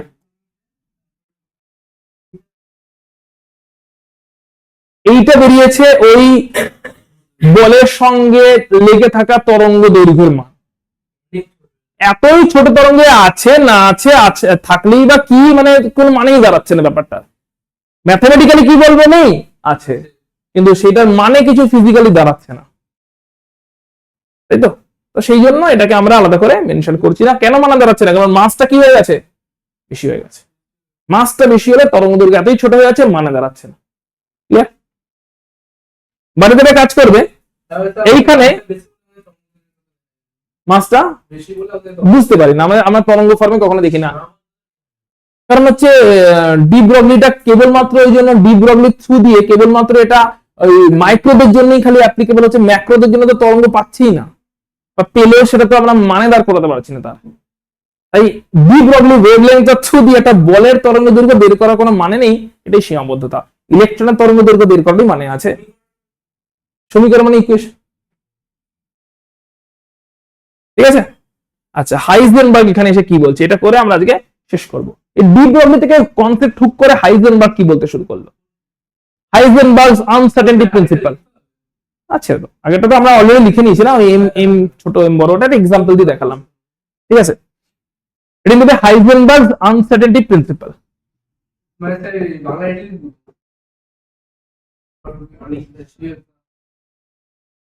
হাইজেনবার্গস uncertainty principal. নিজেরাই বলো, তাহলে দেখো নিজেরাই হাইজেনবার্গ কি বলেছিলেন বুঝতে পারবে। তুমি বলো ইলেকট্রন তাহলে একটা ক্ষুদ্রাতি ক্ষুদ্র কণা যে কিনা গতিবেগে আছে, তাহলে ইলেকট্রনের পজিশন কি আমরা একদম অ্যাকিউরেটলি মাপতে পারবো, জানতে পারবো? ইলেকট্রন অত্যন্ত ক্ষুদ্রাতি ক্ষুদ্র কণা যে কিনা উচ্চ গতিতে হাই স্পিডে আছে, তাহলে ওর পজিশন কি আমরা একদম নিশ্চিত ভাবে জানতে পারবো যে এই মোমেন্টে এইখানেই আছে? আর নিশ্চিত ভাবে জানতে গেলে ইলেকট্রনটাকে গতিতে থাকতে হবে না স্থির হতে হবে? এটাই হচ্ছে হাইজেনবার্গের অনিশ্চিত নীতি, মানে যে কোনো একটা সময় যে কোনো একটাই জানতে পারবো। যদি ইলেকট্রন গতিতে থাকে ওর পজিশন জানতে পারবো না, এক্সাক্ট পজিশন কোন অঞ্চলে আছে সেটা বুঝতে পারতে পারি, কিন্তু এক্সাক্ট পজিশন জানতে পারবো না। আর যদি এক্সাক্ট পজিশন জানতে চাই তাহলে ওর গতি দিলে চলবে না, ওকে গতি দিলে চলবে না, কারণ ইলেকট্রন এত ক্ষুদ্র পার্টিকেল ওয়েভ ফর্মে চলে যাচ্ছে গতিতে থাকলে। সেখান থেকে এই কনক্লুশনে আসছে যে যদি গতি পেয়ে যায় ইলেকট্রন এর মতন ক্ষুদ্র কণা, তার পজিশন কোনোদিনই অ্যাকিউরেটলি বুঝতে পারবো না যে এই মোমেন্টে এক্স্যাক্টলি কোথায় আছে, কোন অঞ্চলটা জুড়ে আছে, ছড়িয়ে আছে সেটা বুঝতে পারতে পারি, কিন্তু এক্সাক্ট পজিশন বুঝতে পারবো না। আর যদি এক্সাক্ট পজিশন বুঝতে চাই তাহলে ইলেকট্রনকে গতি দিলে চলবে না। মাথায় ঢুকেছে কিনা বলো? আরে তোমরা কি করছো, গল্প করছো কেন? মাথায় ঢুকেছে? তার মানেটা কি দাঁড়াচ্ছে, একসাথে কি দুটো জানা যাচ্ছে? এটাকেই বলছে একজনকে নিশ্চিত করতে গেলে অন্যজন অনিশ্চিত হয়ে যাচ্ছে, একজনকে সার্টেন করতে যাচ্ছে অন্যজন আনসার্টেন হয়ে যাচ্ছে। যদি আমি ওর পজিশনটাকে একদম সার্টেনলি দেখতে চাই, ওকে স্টপ করে দিতে হচ্ছে, ওর বেগ তখন আনসার্টেন, বেগ 0 হয়ে গেছে। আর যদি বেগটাকে সার্টেনলি দেখতে চাই, বেগ ভরবেগ এগুলোকে সার্টেনলি দেখতে চাই, পজিশন আনসার্টেন হয়ে গেছে, কোথায় আছে বুঝতে পারছি না। তার মানে ম্যাথমেটিক্যালি লেখার আগে একটা পয়েন্ট লিখে রাখো যে যে কোনো একজন মানে ভরবেগ বা মোমেন্টাম যদি এটা নিশ্চিত হয় তাহলে পজিশন বা অবস্থান অনিশ্চিত হয়ে যাচ্ছে। আবার এটা একটা সিচুয়েশন, আবার উল্টো একটা সিচুয়েশন, যদি অবস্থানকে নিশ্চিত রূপে জানতে হয়, ইলেকট্রনের অবস্থানকে নিশ্চিত রূপে জানতে হয়, সবই এখানে ইলেকট্রনের কথাই চলছে, তাহলে তার ভরবেগ সেটাকে মাপতেই পারছি না, অনিশ্চিত হয়ে যাচ্ছে, ভরবেগ তখন অনিশ্চিত হয়ে যাচ্ছে। যে কোনো এক স্টপ আছে, পজিশন দেখতে পাচ্ছি পরিষ্কার, গতি দিয়ে দাও, পজিশন বুঝতে পারছি না। তাহলে এটাই হচ্ছে হাইজেনবার্গের অনিশ্চয়তা নীতি, যে এক ভরবেগ আর অবস্থান এদের মধ্যে যে কোনো একজনকে নিশ্চিতভাবে জানতে পারবো, ভরবেগ বা অবস্থান এদের মধ্যে যে কোনো একজনকেই নিশ্চিতভাবে জানতে পারবো, অন্যজনকে নিশ্চিতভাবে জানতে পারবো না। একজনকে যতটা নিশ্চিতভাবে জানতে পারবো অন্যজন ততটা অনিশ্চিত হয়ে পড়বে। দুটো প্যারামিটার। কিন্তু মেইনলি তো সেকেন্ডের যেটা ওটা হয় মোমেন্টামটাই এটাতেই আছে, তাই এটাকে নিশ্চিতভাবে জানতে পারছি, এন্ড তাতে এটা অনিশ্চিত হয়ে পড়ছে। এটা যত নিশ্চিতভাবে ক্যালকুলেট করতে পারছি এটা তত অনিশ্চিত হয়ে পড়ছে। অবশ্যই এটা উল্টোটা হয় না, কিন্তু ম্যাথমেটিক্যালি হলে এরকম হতো। ম্যাথমেটিক্যাল ইকুয়েশন কি দাঁড়াচ্ছে, ডেল্টা এক্স এটা হচ্ছে পজিশনের অনিশ্চয়তা, আনসার্টেনটি ইন পজিশন, অবস্থানের অনিশ্চয়তা, আনসার্টেনটি ইন পজিশন। বলে দিচ্ছি মানটা লিখে নাও, ডেল্টা এক্স টা হচ্ছে অবস্থানের অনিশ্চয়তা, আর ডেল্টা পি হচ্ছে ভরবেগের অনিশ্চয়তা, আনসার্টেনটি ইন মোমেন্টাম।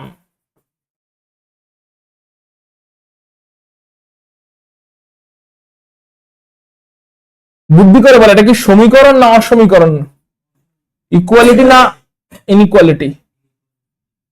কেন? কারণ নিশ্চিত নয় কোনোটাই। অসমীকরণ মানে কি, ইনইকুয়ালিটি মানে কি, সমীকরণ মানে কি এদিকটা সমান এদিকটা সমান, হ্যাঁ কি না? অসমীকরণ মানে কি এর থেকে বেশি এর থেকে কম, কিন্তু নিশ্চিত করে বলতে পারছি কত, তাই বলছি অসমীকরণ বা ইনইকুয়ালিটি। ইনইকুয়াল ইকুয়েশন হয়েছে একটা, অর্থাৎ অবস্থানের নিশ্চয়তা ইনটু, এটা মাল্টিপল সাইন আছে, অবস্থানটার অনিশ্চয়তা আর ভরবেগের অনিশ্চয়তা greater than equal to h/4 পাই। এটা হচ্ছে ম্যাথমেটিক্যালি হাইজেনবার্গ প্রুফ করে দেখালেন। হাইজেনবার্গ ম্যাথমেটিক্যালি প্রুফ করে দেখালেন যে একজনের অনিশ্চয়তার মান যদি বেড়ে যায় অন্যজনের অনিশ্চয়তার মান কমে যাবে। একজনকে নিশ্চিত করতে গেলে একজনের অনিশ্চয়তার মান কমাতে হবে, তাহলে অন্যজনের অনিশ্চয়তার মান বেড়ে যাবে। এবার ডেল্টা পি এর জায়গা লিখেছি এম ইন্টু ডেল্টা ভি। কেন লিখেছি? কারণ ভরবেগ মানে মাস ইন্টু ভেলোসিটি। ভরবেগ মানে হচ্ছে, কারণ মাসটা তো অনিশ্চিত নয়, মাসটা তো ফিক্স, ভেলোসিটিটাই খালি অনিশ্চিত হচ্ছে। এক পজিশনটাকে সার্টেন ভেলোসিটি ঘুরছে না, ওটাতেই তো অনিশ্চয়তা তৈরি হচ্ছে। পজিশনকে ধরতে গেলে কত স্পিডে ঘুরছে বুঝতে পারছি না, স্পিডটাকে ধরতে গেলে কোথায় আছে বুঝতে পারছি না। অ্যাকচুয়ালি মাসের সঙ্গে তো কোনো লেনাদেনা নেই না, তাই মাস ইন্টু ডেল্টা ভি। মাসটা তো ফিক্স আছে, মাসটা তো অনিশ্চিত নয়, মাসটা নিশ্চিত, কিন্তু মাসটা নিশ্চিত গতিশীলতা মোমেন্টাম বা ভেলোসিটিতে, মানে মোমেন্টামের মধ্যে মোমেন্টামটা কি কি নিয়ে তৈরি, মোমেন্টাম হচ্ছে মাস আর ভেলোসিটি নিয়ে তৈরি, এর মধ্যে কোনটা অনিশ্চিত? ভেলোসিটিটা, মাসটা নয়। ঠিক আছে, মাস আর ভেলোসিটি দুজনের মাল্টিপ্লিকেশন হচ্ছে মোমেন্টাম, ভর আর বেগ গুণ করলে হয় ভরবেগ। এই ভরবেগ কোয়ান্টিটিতে কে অনিশ্চিত, ভরটা না বেগটা? অনিশ্চিত। কোন মাপটা অনিশ্চিত হতে পারে? বেগটা, ভরটা তো ফিক্স না, তাই delta p equal to m যেটা কিনা ফিক্সড ইনটু ডেল্টা ভি যেটা কিনা অনিশ্চিত। কারণ হচ্ছে এদের গুণফলটা মাল্টিপ্লাই করছি, তার কারণ বোঝানোর জন্য। বুদ্ধি করে বল, ইয়েস অর নো? একজনকে বাড়িয়ে দিলি এটা কনস্ট্যান্ট, অন্যজনকে কি করতে হবে? তাহলে একজন বাড়লো অন্যজনকে। এবার দেখ ম্যাথমেটিক্যালি অবস্থানটা হাইলি অনিশ্চিত, তার মানে এর অনিশ্চয়তা কমতে হবে, মানে নিশ্চিত হলো, হ্যাঁ কিনা?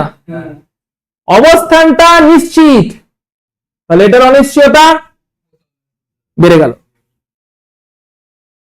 একজনের অনিশ্চয়তা কম তো অন্যজনের অনিশ্চয়তা বেশি, একজনের অনিশ্চয়তা আনসার্টেনটি বেশি তো অন্যজনেরটা কম। ওটা ক্যালকুলেট করে পাওয়া গেছিল, যে কতটা বেশি কতটা কম ম্যাথমেটিক্যালি ক্যালকুলেট করে পাওয়া গেল যে এতটা বেশি বা এতটা কম। মানে মান তো নেই। 22/7 বা 3.14 ওইভাবে চলছে। ঠিক আছে, হাইজেনবার্গের সীমাবদ্ধতা বা লিমিটেশন লিখে রাখো, ডি ব্রগলির মতন একই সীমাবদ্ধতা। বলো দেখি কি হাইজেনবার্গের একটাই সীমাবদ্ধতা, ডি ব্রগলির মতন। কি বলো দেখি? বড় জিনিসের জন্য অ্যাপ্লিকেবল হবে না, ছোট জিনিসের জন্য অ্যাপ্লিকেবল। ম্যাথমেটিক্যালি যদি দেখি আমরা ক্যালকুলেট করলে লিখে রাখো যে ধরতে পারছি, এক্স্যাক্টলি, বা অ্যাকচুয়ালি বোঝাচ্ছি, ধরতে পারছি বা পারছি না জিনিসটা অ্যাকচুয়ালি বোঝাচ্ছি। লিখে রাখো সীমাবদ্ধতার বলে যে সীমাবদ্ধতা বলে লিখে রাখো অ্যাপ্লিকেবল ফর মাইক্রো পার্টিকেলস, মানে ইলেকট্রনের মতন ছোটখাটো যাদের মাস খুবই কম, অ্যাপ্লিকেবল ফর মাইক্রো পার্টিকেলস। এই কোয়েশ্চেনগুলো লিখে নিয়েছো তো? Applicable for micro particles and not macro particles.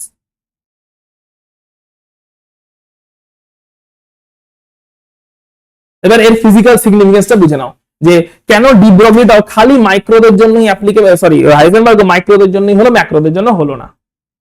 মাথা ঢুকেছে? জিনিসটা লিখেছো অ্যাপ্লিকেবল ফর কাদের জন্য? মাইক্রো পার্টিকেল মানে sub atomic particle, electron proton এদের জন্য, ম্যাক্রোদের জন্য অ্যাপ্লিকেবল নয়। ম্যাক্রো পার্টিকেল মানে কিরকম শুনুন? বড় বড় পার্টিকেল, বড় মানে সবসময় তারা চাঁদ হতে হবে তা নয়, বল যা কিছু দেখতে পাচ্ছি, ইভিন পরমাণুর রেসপেক্টে একটা কোষ, শরীরে একটা কোষও ম্যাক্রো পার্টিকেল, হ্যাঁ কি না? কারণ কোষকে দেখা যাবে, ইয়েস অর নো? মাইক্রোস্কোপে ফেললে কোষকে দেখা যাবে, রাইট? এই পরমাণুর রেসপেক্টে একটা কোষও কিন্তু ম্যাক্রো পার্টিকেল, যেগুলোকে খালি চোখে দেখতে পাচ্ছি না, কিন্তু পরমাণু বা ইলেকট্রনের রেসপেক্টে দেখতে গেলে একটা কোষও হচ্ছে ম্যাক্রো পার্টিকেল, অনেকটাই বড়। ঠিক আছে, লিখেছিস? ওই ম্যাক্রো পার্টিকেল মানে বড় পার্টিকেলগুলোর জন্য হাইজেনবার্গ অ্যাপ্লিকেবল নয়, মাইক্রোদের জন্য অ্যাপ্লিকেবল। ওকে, আচ্ছা এবার একটা ম্যাক্রো পার্টিকেল হিসেবে আমরা ধরে নিচ্ছি, ধর এটা কাকে ধরবো বল? একটা ম্যাক্রো পার্টিকেল, অনেকগুলো এক্সাম্পল আমরা স্টাডি করেছি, কি নিয়ে বোঝাবো বল? বলকে নিয়ে। ওকে ফাইন, তাহলে এটা ম্যাক্রো পার্টিকেল, ভালো করে বুঝবি, ম্যাক্রো পার্টিকেল বল স্পিডে আসছে, ঠিক? স্পিডটাকে ধর মেজার করতে পারলেন ব্যাটসম্যান, যে কতটা স্পিডে আসছে বুঝতে পারা গেল। তাহলে আনসার্টেনিটি প্রিন্সিপাল অনুযায়ী ওর পজিশন বুঝতে পারার কথা, স্পিডটাকে একদম ট্র্যাক করে ফেলেছি। এই প্রিন্সিপাল অনুযায়ী একটাকে যদি নিশ্চিতভাবে ধরতে পারে অন্যটাকে, তাহলে একটা বল স্পিডে আসছে মানে গতিবেগ আছে, মানে ভরবেগ আছে, তাহলে ওর পজিশনটা এক্স্যাক্টলি বুঝতে পারার কথা নয়। কতটা কথা নয়, হয়তো পজিশনটা এতই ক্ষুদ্র লেভেলে অনিশ্চিত, পজিশন অনিশ্চিত, কিন্তু ক্যালকুলেট করলে দেখা যাবে সেটাও আবার খুবই ক্ষুদ্র লেভেলে অনিশ্চিত, মানে মেবি হয়তো একটুখানি এদিকে বা একটুখানি ওদিকে আছে, এইটুকুই অনিশ্চিত। ওই একটুখানি কত? মেবি 1 অ্যাংস্ট্রম লেভেলে হয়তো অনিশ্চিত। হয়তো বলটার পজিশন অনিশ্চিত কারণ ওর ভরবেগকে একদম অ্যাকুরেটলি ডিটারমাইন করা হয়েছে, কিন্তু কতটা অনিশ্চিত? 1 অ্যাংস্ট্রম এদিকে বা 1 অ্যাংস্ট্রম ওদিকে। অ্যাংস্ট্রম লেভেলে তো হিউম্যান ব্রেন এমনি দেখতে পায় না, তার মানে কি বলটার পজিশন প্র্যাকটিক্যালি অনিশ্চিত হলো না? হলো না, হলো না। যদিও বলটার পজিশন 1 অ্যাংস্ট্রম এদিকে বা 1 অ্যাংস্ট্রম ওদিকে, তবে কি ব্যাটসম্যানের 6 মারতে অসুবিধা হলো? কারণ ওই 1 অ্যাংস্ট্রম এদিকে বা 1 অ্যাংস্ট্রম ওদিকে হওয়াতে তো কোনো প্র্যাকটিক্যাল অসুবিধাই হচ্ছে না, হিউম্যান চোখ ততদূর দেখতেই পাচ্ছে না যে 1 অ্যাংস্ট্রম এদিকে থাকা আর 1 অ্যাংস্ট্রম এদিকে থাকা মানে কিছু পার্থক্য হয়ে যাওয়া। কিন্তু এবার বল ইলেকট্রন যার ভর কম, তার ক্ষেত্রে ধরলাম ভরবেগকে অ্যাকুরেটলি ধরেছি, ভরবেগটাকে অ্যাকুরেটলি মেজার করেছি, ওখানেও অনিশ্চয়তা তৈরি হবে পজিশনে।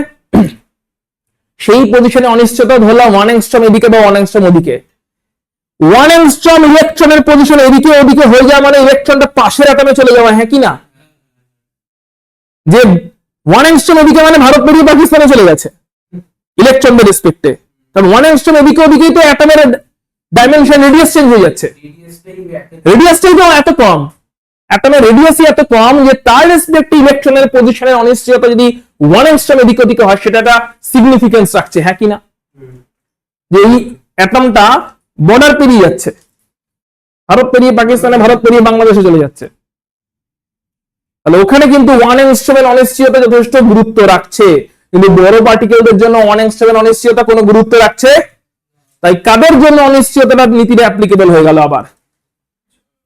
ছোট ছোট পার্টিকেল গুলোর জন্য, কারণ ওদের অনিশ্চয়তাটা অ্যাপ্লিকেবল থাকছে। বলো মাথায় ঢুকেছে কিনা? ঠিক আছে, নেক্সট ক্লাসে আমরা শুরু করবো শ্রোডিঙ্গার ওয়েভ ইকুয়েশন এবং অরবিটালের শেপ নিয়ে, যেখানে আমরা দেখব যে অরবিটাল কনসেপ্টটা কি। শ্রোডিঙ্গার প্রথম বলবেন। এত দূর অব্দি তাহলে কি দেখলাম বলো, তাহলে বুদ্ধি করে বলো। ইলেকট্রনকে প্রথমে দেখলাম তরঙ্গ, তারপরে কি দেখলাম?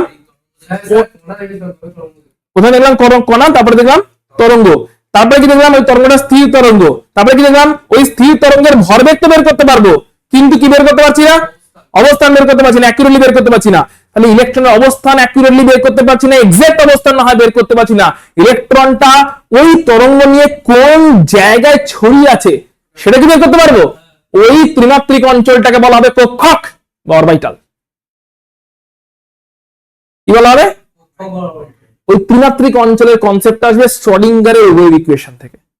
শ্রোডিঙ্গার একজন সায়েন্টিস্ট, উনি তখন ফাইনালি একটা ইকুয়েশন বের করবেন, যে ইকুয়েশনটা বলবে ইলেকট্রন তরঙ্গ রূপে নিউক্লিয়াসের চারপাশে কেমন ভাবে ঘুরছে,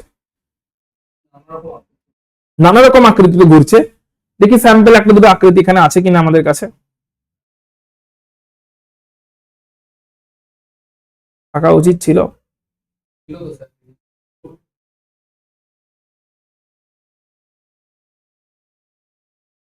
ইলেকট্রন বিভিন্ন রকম আকৃতি নিয়ে, বিভিন্ন রকম শেপ নিয়ে নিউক্লিয়াসের চারপাশে স্থির তরঙ্গের মতন ঘুরছে।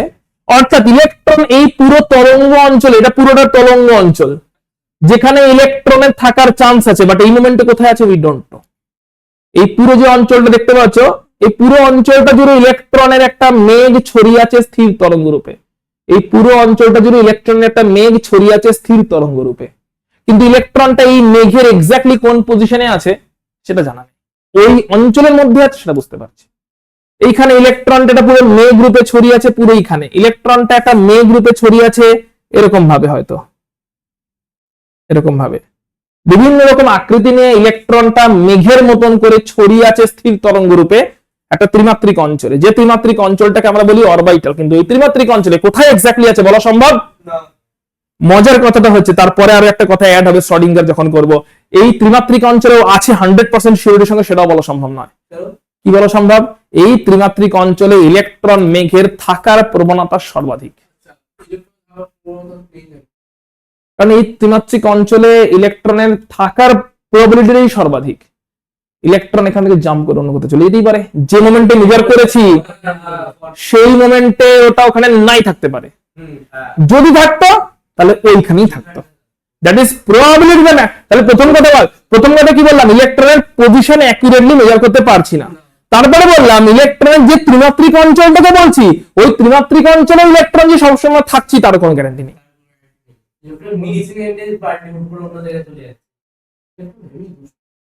একদমই ঠিক। প্রথম কথা বললাম ইলেকট্রন কণারূপে থাকবে না, ইলেকট্রন তরঙ্গ রূপে সারা ঘরময় ছড়িয়ে থাকবে। পরের মোমেন্টে বলছি, এটা হাইজেনবার্গ অব্দি বললাম, যে ইলেকট্রন এই ঘরের মধ্যেই কোথাও আছে। কোথায় আছে জানি না, কারণ ঘরের মধ্যে এত স্পিডে দৌড়াদৌড়ি করছে, বুঝতে পারছি না এই মোমেন্টে কোথায় আছে, প্রথম কথা। কিন্তু ঘরের মধ্যে আছে যদি বললাম। পরে শ্রোডিঙ্গার এসে বলছে ঘরের মধ্যে আছে, এটা ঠিক নয়, ঘরের মধ্যে থাকার চান্স সব থেকে বেশি, এটা ঠিক। যে মোমেন্টে তুমি ঘরের মধ্যে আছে বলে দেখতে যাচ্ছ ঘরের মোমেন্টে আছে, ওই মোমেন্টে নাই পেলে হয়তো। কতটা আনসার্টেন ক্লিয়ার হয়েছে? প্রথমটা বলছে কোথায় বসে আছে সেটা ছেড়েই দাও, এই পুরো ঘর জুড়ে ছড়িয়ে বেড়াচ্ছে, দৌড়ে বেড়াচ্ছে, এইটুকু ঠিক। তারপরে বলছে ঘরের মধ্যেও আছে কিনা সেটাও আবার আনসার্টেন। থাকার না, অ্যাটম থেকে বেরোচ্ছে না, কিন্তু অ্যাটমের মধ্যে একটা নির্দিষ্ট জায়গাতেই আছে কিনা সেটা বুঝতে পারছি না, অন্য জায়গায় চলে গেছে অ্যাটমের মধ্যেই।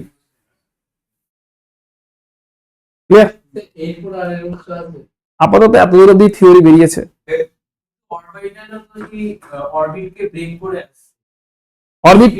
অরবিটের কনসেপ্টটা ওই জন্য হয়েছে এনার্জি রেসপেক্টে, যে অরবিটের কনসেপ্টটা আর ওই নির্দিষ্ট জায়গায় ঘুরছে ওরকমটা নয়। অরবিটালটাই জায়গাকে মিন করছে, যেখানে যে ত্রিমাত্রিক অঞ্চলে যে 3D প্লেসে ইলেকট্রনটা থাকতে পারে, অ্যাজ আ ওয়েভ থাকতে পারে, not as a particle, as a wave হিসেবে থাকতে পারে, সেটা হচ্ছে অরবিটাল। আর অরবিটটা হচ্ছে ওই অরবিটালে থাকার সময় ইলেকট্রনটা যা এনার্জি নিয়ে আছে সেই এনার্জি লেভেল গুলোকে বলছে অরবিট, কারণ ইলেকট্রন তো এরকম ভাবে সার্কুলার ভাবে নেই এখন। অরবিটাল লেভেলগুলো একটা অরবিটের জন্য একদম ঠিক আছে।